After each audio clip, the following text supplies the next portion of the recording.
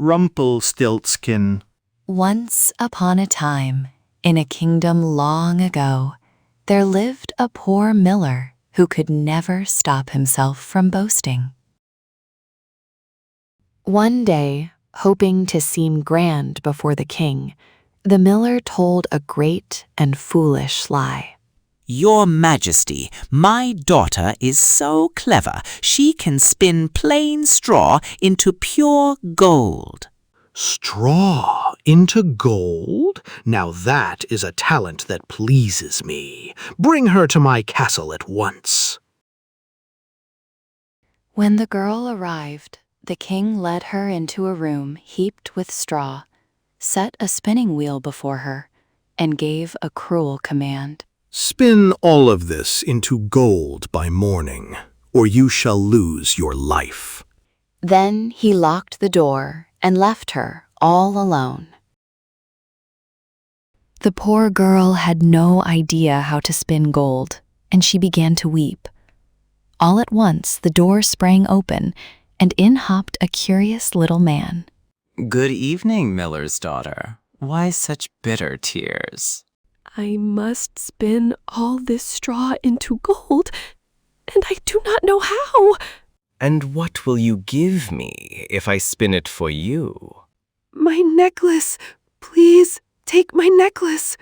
So he sat at the wheel, and whir, whir, whir. By morning, all the straw had become glittering gold.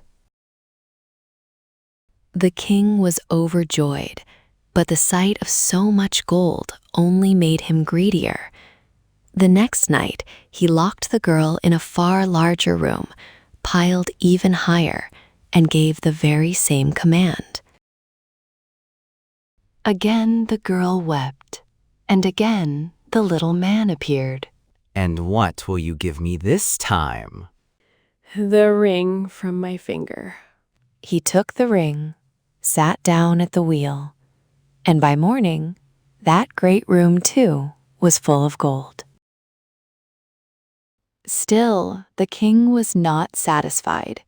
He led her to a room larger than both the others combined. Spin all of this into gold by morning, and you shall become my queen.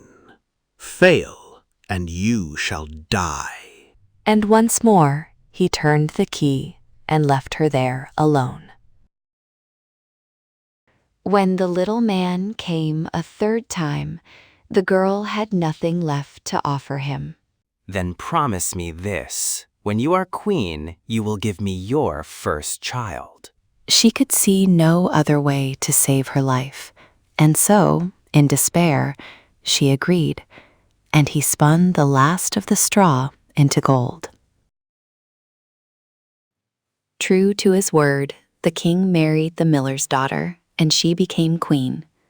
For a time she was happy, and the little man and his bargain were almost forgotten. A year later, the queen gave birth to a beautiful child and had quite forgotten her old promise, until, one day, the little man suddenly stood before her once more. Now then, my queen, give me what you promised. Please, no. Take all the riches in the kingdom. Only let me keep my child.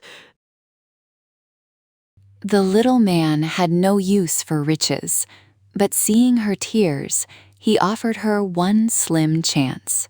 I will give you 3 days. If you can guess my name, the child is yours to keep. But if you cannot, the child is mine. All through the first day, the queen guessed every name she knew: Caspar, Melchior, Balthazar. But each time the little man only smiled and shook his head. The second day was no better. No, that is not my name. But the queen had sent a messenger to search far and wide. Deep in the forest, beside a little fire, he found the strange man dancing and singing a secret song. Tonight I brew, tomorrow I bake. Soon the young queen's child I'll take. For no one living guesses still that my name is Rumpelstiltskin. Rumpelstiltskin, that's his name. I must hurry to the queen. On the third day, the little man came to collect his prize, but this time the queen only pretended not to know. Is your name Conrad? Or perhaps Harry? No and no. Then could it be Rumpelstiltskin? The devil told you! The devil told you! In a terrible rage, the little man stamped his foot so hard it drove deep into the ground, and with a clap of thunder, he vanished, never to be seen again.